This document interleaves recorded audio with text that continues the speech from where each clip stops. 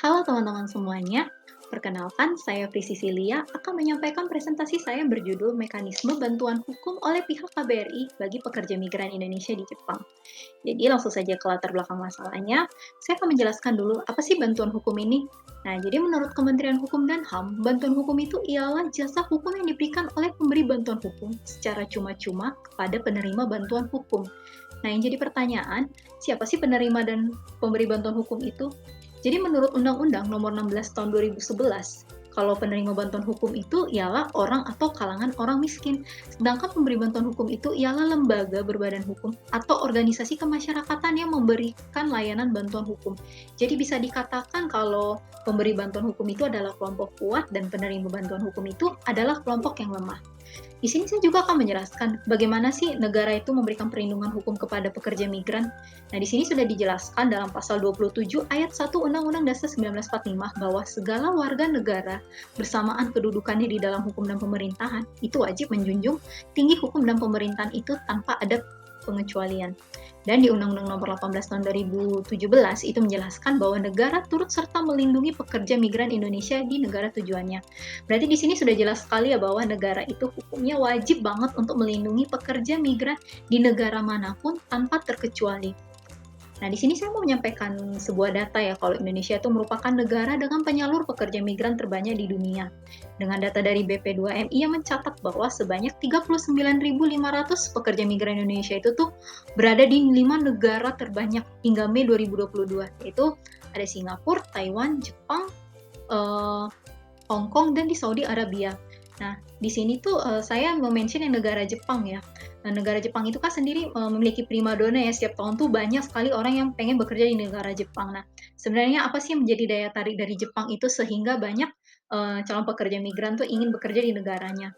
Jadi berdasarkan data yang sudah saya kumpul, yang pertama itu tentang jumlah penghasilan. Nah, di Jepang itu kan terkenal ya penghasilannya katanya lumayan nih di range 15 sampai 30 juta, tetapi juga didukung dengan biaya hidup yang lumayan tinggi di Jepang, bahkan bisa dibilang tinggi gitu. Nah, lalu yang kedua tuh tentang lapangan pekerjaan. Nah, kalau di Jepang tuh lapangan pekerjaannya tuh banyak, bahkan untuk lulusan SMA, SMK aja tuh bisa misalnya kerja di apa ya engineering walaupun yang masih level bawahan, terus misalnya kayak di makanan, di pertanian, care worker atau misalnya di tempat daging. Nah, itu tuh bisa di Jepang diterima gitu. Dan lalu kemudahan dalam mendapatkan paspor dan visa. Dan memang nggak bisa dipungkiri sih, memang Jepang memberikan kemudahan dalam administrasi untuk calon pekerja migran kita tuh untuk ke negaranya. Nah, dari alasan-alasan tersebut nih kan terakumulasi ya menjadi sebuah ekspektasi yang tinggi nih bagi calon pekerja migran. Kenapa sih kita harus ke Jepang nih? Berarti kita harus sukses nih kalau di negara Jepang kita bisa meningkatkan taraf hidup keluarga kita, entah saudara kita. Nah, itu tidak jadi masalah, tetapi yang menjadi masalah tuh bagaimana yang kita ekspektasikan itu tidak sesuai dengan harapan. Nah, pasti teman-teman pernah dong lihat di televisi kalau misalnya tuh para pekerja migran tuh mendapatkan perlakuan yang tidak menyenangkan gitu kan. Nah, kalau di Jepang sendiri tuh yang biasa ditemukan itu misalnya kayak jam kerja yang terlalu overtime dan terus mereka kadang nggak dibayar, lalu mereka tuh tergabung dalam LPK yang apa ya masuk ke dalam ilegal, bahkan seperti pemutusan kontrak sepihak tapi gaji tidak dibayar atau pemutusan kerja tetapi gajinya tuh nggak sesuai dengan yang diharapkan. Nah, tentunya kan ini kan adalah hal yang sangat tidak diinginkan ya bagi para pekerja migran tetapi sudah berada di Jepang gitu. Nah, bagaimana kalau misalnya mereka sudah bekerja di Jepang, tapi mereka mendapatkan kasus seperti ini, apa yang harus dilakukan? Nah, jadi di sini rumusan masalah yang diambil tuh mengenai kalau pekerja migran Indonesia di negara tujuannya itu, mereka tuh berhak mendapatkan keadilan atau kebebasan di mana negara mereka bernaung dan negara Indonesia berhak memiliki tanggung jawab untuk memperkuat perlindungan kepada pekerja migran di negara tersebut melalui Kementerian Luar Negeri, Direktorat Perlindungan WNI, dan Badan Hukum Indonesia. Sehingga pertanyaan penelitian yang bisa diambil yaitu bagaimana sih mekanisme bantuan hukum dari KBRI Jepang ke pekerja migran Indonesia. Lalu, apakah mekanisme ini tuh memberikan kepuasan bagi pekerja migran di Indonesia? Nah, sedangkan untuk tujuan penelitiannya itu tidak berbeda jauh ya, yaitu untuk menjelaskan bagaimana sih mekanisme hukum dari KBRI Jepang tuh kepada pekerja migran kita dan untuk menjelaskan apakah mekanisme bantuan tersebut tuh memuaskan pekerja migran kita atau justru malah sebaliknya. Nah, untuk kerangka teori dan konsep yang saya gunakan, saya menggunakan konsep keterlekatan dari M. Dennis itu oleh Grant Notover pada tahun 85, di mana menjelaskan kalau kekuatan politik, sosial, dan sejarah itu menciptakan kontribusi sebagai kepercayaan, dan kepercayaan itu bisa berkembang menjadi sebuah hubungan kekeluargaan. Lalu di jaringan sosial network oleh Pierre Bourdieu pada tahun 86 itu menyatakan bahwa jaringan sosial itu adalah kumpulan yang unik antara orang-orang yang memiliki aset dan kepentingan yang sama, dan nanti kelompok itu nanti saling akan membantu dengan kelompok yang saling berhubungan. Jadi menurut saya tuh kedua konsep ini tuh sangat berkaitan dengan tema pembahasan saya kali ini. Dan untuk metode penelitiannya sendiri, saya menggunakan metode kualitatif yang untuk menganalisa fenomena yang terjadi dalam sebuah sosial masyarakat, dan untuk pengumpulan datanya dengan metode studi literatur yang mengumpulkan dari buku, artikel jurnal, dan website yang berhubungan dengan bantuan hukum pekerja migran kita, terutama di negara Jepang.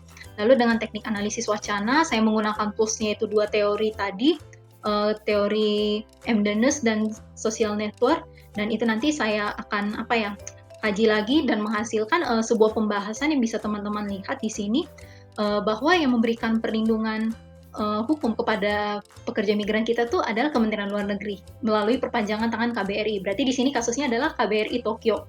Nah, ini tuh sudah tercatat ya dalam pasal 19 Undang-Undang Nomor 37 tahun 99. Nih teman-teman bisa lihat baca.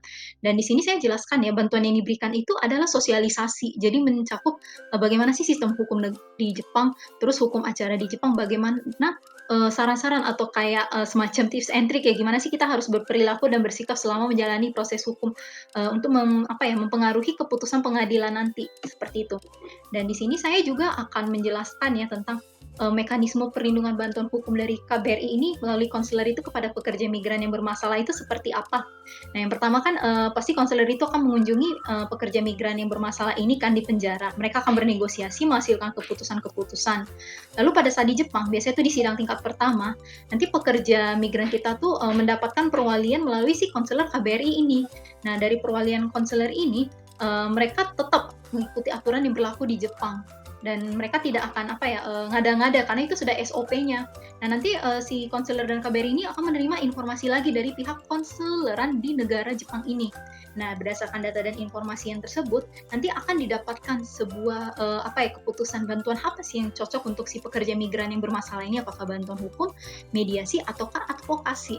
Nah, di sini ada langkah pendekatannya juga yang dilakukan. Itu ada 3, bisa dari pendekatan hukum, pendekatan kemanusiaan, ataupun pendekatan diplomasi.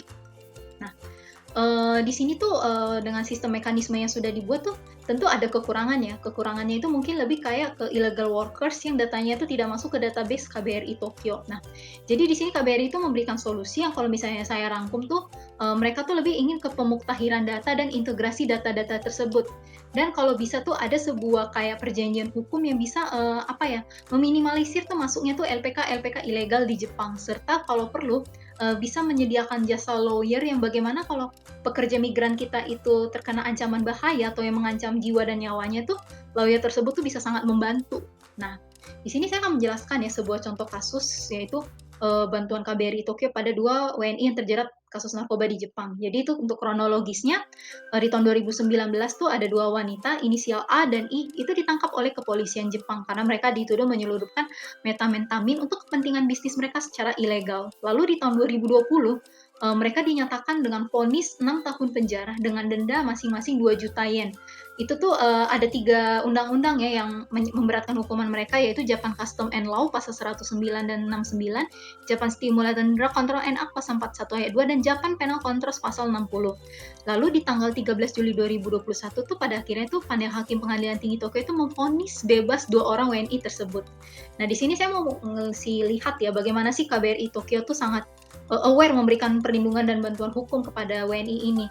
Jadi mereka tuh sudah diberikan perlindungan pada saat mereka sudah dinyatakan menjadi tersangka, terdakwa gitu, itu selama 2 tahun, dan mereka tuh langsung diberikan bantuan pengacara. Jadi mereka sudah didukung secara masif. Nah, KBRI Tokyo ini juga memberikan bantuan komunikasi dengan pihak keluarga. Jadi mereka tuh tidak ditutup-tutupi, dan mereka juga ditetangkan untuk tetap ikuti SOP, tetap ikuti aturan yang berlaku di negara Jepang itu. Nah, hingga saatnya tuh mereka kan ada sempat kena ya pending 1 tahun karena pandemi, dan juga menunggu naik banding selama 8 bulan untuk keputusan hukumnya. Nah, KBRI Tokyo ini terus mem-follow up mereka, memberikan bantuan-bantuan dan masukan untuk sidang selanjutnya nanti. Nah, hingga akhirnya mereka dinyatakan bebas, KBRI Tokyo ini tetap memberikan bantuan perlindungan kepada 2 WNI itu dengan menyediakan shelter perlindungan WNI di KBRI Tokyo, hingga akhirnya WNI ini tuh dapat dipulangkan ke tanah air pada 17 Juli 2021, serta mereka dinasihati kembali untuk jangan lagi kembali terjebak di hal yang sama. Nah, di sini bisa dapat disimpulkan ya bahwa memang negara itu menjamin bantuan hukum kepada PMI kita di negara-negara lain, khususnya negara Jepang. Itu sudah tertulis di Undang-Undang Nomor 18 Tahun 2017. Nah, di sini tuh bantuannya itu melalui Kementerian Luar Negeri melalui perpanjangan tangan KBRI. Mereka tuh harus wajib memberikan bantuan yang maksimal kepada pekerja migran kita. Nah, mekanisme bantuan hukumnya itu tuh bisa melalui 3 pendekatan ya, pendekatan hukum, pendekatan kemanusiaan, dan pendekatan diplomasi. Nah, berdasarkan kasus yang tadi ya, 2 WNI yang terjerat kasus narkoba di Jepang itu, kita bisa lihat ya bahwa memang KBRI Tokyo itu memberikan follow up, memberikan upaya yang sangat maksimal mungkin ya, sehingga WNI kita tuh bisa meminimalisir dari jeratan kasus, bahkan bisa dinyatakan bebas tanpa ada pencemaran nama baik sama sekali. Dan untuk sarannya, mungkin lebih kepada PMI kita ya untuk lebih aktif berpartisipasi untuk memperjuangkan hak-hak dan kepentingan ketika misalnya di Jepang, dan calon pekerja migran itu juga tuh diperdalami ya pengetahuan tentang bahasa Jepang serta aturan hukum yang berlaku di Jepang agar mereka tidak terjebak lagi di hal yang sama. Serta pemerintah Indonesia tuh juga harus lebih sigap ya dalam memberikan lapangan pekerjaan, memberikan edukasi serta kayak bersinergi dengan lawyer NGO di Jepang atau menertibkan LPK-LPK yang ilegal gitu, sehingga kasus-kasus yang serupa tuh tidak akan terjadi lagi di masa depan. Dan ini referensi yang saya gunakan dalam presentasi kali ini. Dan tiba di penghujung akhir presentasi saya mohon maaf apabila ada salah kata. Terima kasih, thank you so much teman-teman semua, dan sampai ketemu lagi di sesi selanjutnya. Bye-bye.